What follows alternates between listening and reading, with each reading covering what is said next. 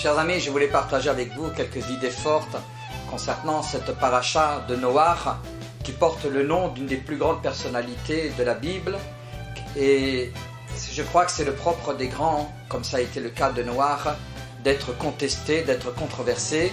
Et il est vrai que Rashi, se faisant l'écho du Midrash, nous révèle qu'il y a eu un regard pluriel qui a été porté sur la personnalité de Noach, qui d'autre part a été considéré comme quelqu'un d'exceptionnel, qui s'est démarqué par rapport à ses contemporains, et d'autre part, d'aucuns ont vu à redire et ont considéré que Noach finalement était le borgne au royaume des aveugles, et s'il avait vécu à l'époque d'Abraham, on n'aurait même pas remarqué. Et je crois qu'on touche ici à un problème qui est général, qui est celui de la relativisation du jugement. C'est-à-dire qu'en d'autres termes, on est toujours le pieux de l'un et le libéral de l'autre. Et cet enseignement-là, cet enseignement général, et on doit être prudent lorsqu'on porte un jugement sur qui que ce soit, nous disent nos maîtres, parce que ce jugement en tout cas, il est ambivalent et ça fait partie de la richesse de cette personnalité de Noach, d'être le reflet justement de cette convergence d'opinions que l'on peut porter sur tout être humain. La deuxième idée, c'est le fait que la Torah nous révèle l'identité des trois enfants de Noach, Shem, Ham et Yafet. Et je crois que ça n'avait pas un grand intérêt de nous dire qu'ils faisaient partie du Ouzou biblique et quelle était l'utilité de connaître leur nom.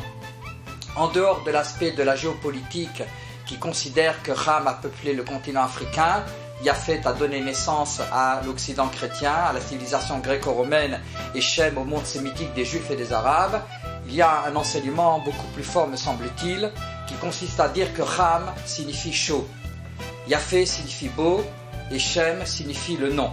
Et ici, la Torah nous propose une option entre trois valeurs. Faut-il choisir entre l'esthétique, Yafet, entre la violence, Ham, ou entre l'éthique, Shem? Le judaïsme, lui, en tout cas, a toujours choisi l'éthique, la réputation, la renommée. C'est ce qui fait notre force, notre grandeur, notre dimension, et qui a permis au peuple juif de traverser l'histoire et d'apporter un message permanent dans le monde à travers justement cette conscience morale qu'il a voulu véhiculer sur la planète. Voilà, chers amis, en vous souhaitant Shabbat Shalom, quelques idées fortes, me semble-t-il, que je voulais partager avec vous.